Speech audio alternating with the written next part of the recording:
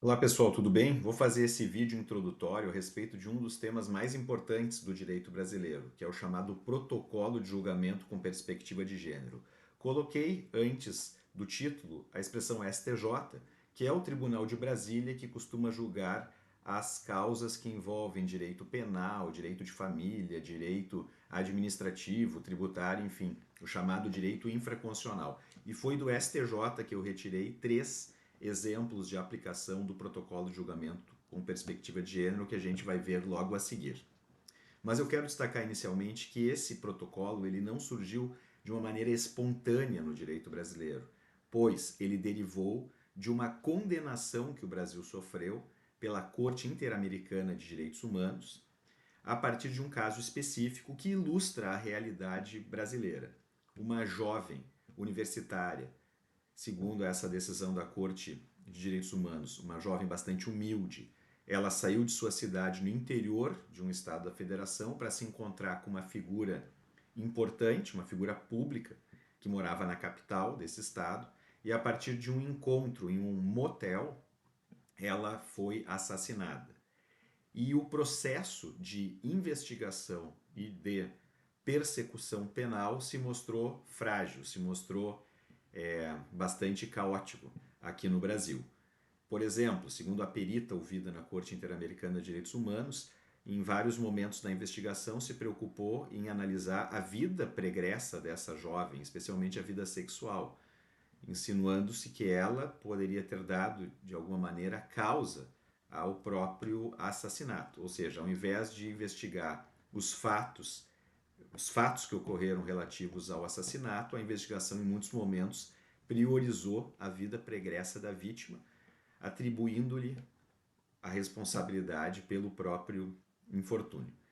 Então, a partir desse caso muito lamentável, o Brasil foi condenado e a corte estipulou que o Brasil deveria implementar um protocolo nacional que orientasse a autoridade pública a lidar com a investigação de feminicídios. E o Conselho Nacional de Justiça, no ano de 2021, portanto, editou o longo documento Protocolo de Julgamento com Perspectiva de Gênero. Inicialmente são trabalhados conceitos introdutórios no protocolo, por exemplo, a diferenciação entre o sexo biológico e o gênero enquanto fenômeno cultural, para se identificar logo a seguir causas da desigualdade entre as pessoas, porque algumas pessoas estariam em situação de vulnerabilidade a partir do seu relacionamento com outras pessoas. E esse documento, o protocolo, ele pretendeu atingir praticamente todos os ramos do direito dentro de uma visão mais transdisciplinar. Então ele atinge, por exemplo, imediatamente o direito penal, propondo interpretações da legislação em favor das vítimas, mulheres, num primeiro momento, e ato contínuo ele avança para outros tantos ramos do direito, como o direito do trabalho, para prevenir assédio sexual no ambiente de trabalho, para prevenir o assédio moral no ambiente de trabalho. Ele avança para o direito de família, para, por exemplo, orientar os magistrados diante de separações, em que, por exemplo, uma das pessoas, o homem, administra todo o patrimônio do casal no curso do divórcio. Muitas vezes as mulheres não sabem nem o patrimônio que tem no curso do casamento, dentre outras situações importantes. Mas o que eu vou destacar nesse primeiro vídeo introdutório são três orientações do STJ de aplicação concreta do protocolo de julgamento com perspectiva de gênero.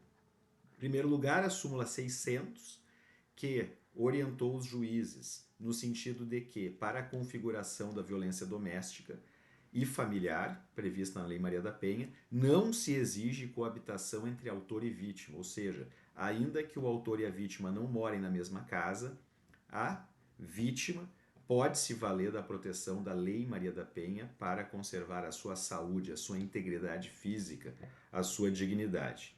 Segunda orientação: nos casos de violência contra a mulher praticados no âmbito doméstico familiar, é possível a fixação de valor mínimo indenizatório a título de dano moral, desde que haja pedido expresso da acusação ou da parte ofendida, ainda que não especificada a quantia, e independentemente de instrução probatória. Explico. A Lei Maria da Penha, num primeiro momento, se preocupou com aspectos criminais. Vamos então tirar o agressor de perto da vítima para garantir a sua vida, por exemplo. Mas esses ilícitos penais praticados pelas pessoas também têm os chamados reflexos civis. Isto é, além da persecução penal, para se saber se houve ameaça, se houve agressão, se houve o assédio, os magistrados deveriam ir além e, na medida em que condenassem um cidadão na Lei Maria da Penha, do ponto de vista penal, também deveriam ou poderiam extrair consequências indenizatórias. Por exemplo, reparando ou compensando o dano moral gerado com uma determinada quantia, 5 mil reais, 10 mil reais, 100 mil reais, 300 mil reais. Então, essa interdisciplinaridade entre o penal e o civil, nesse caso, ficou evidente. E a última decisão que eu vou trazer para vocês, que é de 2025, trata de um fenômeno, infelizmente, cada vez mais corriqueiro, que é a exposição pornográfica não consentida. Então, um dos ex-namorados, por exemplo, um dos ex-maridos, companheiros, enfim, amigos, que seja, tem posse de imagens, tem posse de vídeos íntimos e acaba divulgando para terceiros, seja pelos WhatsApp, seja pelos sites na Deep Web ou através de qualquer outro meio.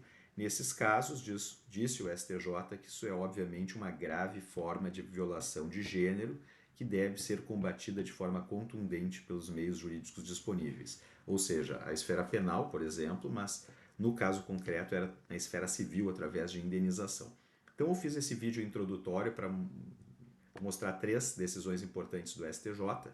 Deixo aqui embaixo na descrição artigos que publiquei ampliando a análise e apresentando também aspectos específicos do protocolo de julgamento com perspectiva de gênero. Grande abraço a todos.